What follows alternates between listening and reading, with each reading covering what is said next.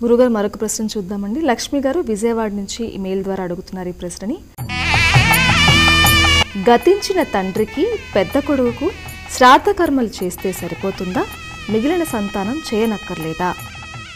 ఒక కుటుంబంలో ఒక పితృకర్మ చేసేటప్పుడు పితృకర్మని విభజించరాదు. ఇది మొట్టమొదటి నియమం. మా అన్నయ్య పెడుతున్నాడు నేను పెట్టకూడదా, ఈ పోటీ తత్వం పనికిరాదు. ఎవరింట్లో వాడు చేసుకునేటువంటి పూజ కాదు. పితృకర్మని విభజించరాదు. ఒక్కసారి విభజించిన తర్వాత కలిసి పెట్టరాదు.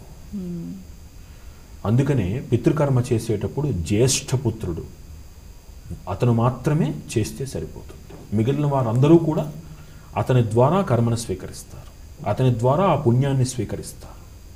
కాబట్టి జ్యేష్ఠపుత్రుడు పెడితే సరిపోతుంది. జ్యేష్ఠపుత్రుడు అవసాన దశలో ఉన్నప్పుడు కానీ, ఆసక్తులై ఉన్నప్పుడు కానీ అతని అనుమతితోటి రెండవ కుమారుడు మనకి పెట్టేటువంటి సాంప్రదాయం ఉన్నది. రెండవనే కాదు, అతని యొక్క అనుమతితోటి తర్వాత ఇంకెవరైనా శక్తివంతులు ఎవరైనా సరే ఒకరు మాత్రమే చేయాలి, ఎవరు ఒకళ్ళే చేయాలి. అంటే విభజించి పెట్టడం అనేది కూడదు. నేను నా ఇంట్లో పెట్టుకుంటాను, నీ ఇంట్లో పెట్టుకుంది పూజ కాదు. ఇది పితృదేవతా కార్యక్రమం. మీ పితృదేవతల్ని ఎన్ని చోట్లకు ఆవాహనం చేస్తారు మీరు?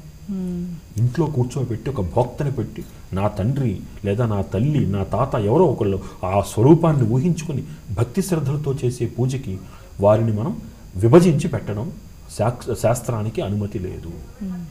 కాబట్టి ఒక చోటే పెట్టాలి. పెద్దవాళ్ళు పెట్టి మిగతా వాళ్ళు స్వీకరించవచ్చు. పెద్దవాళ్ళు అశక్తులైతే వారి అనుమతితోటి తర్వాత వారు పెట్టవచ్చు. ఇది శాస్త్రం.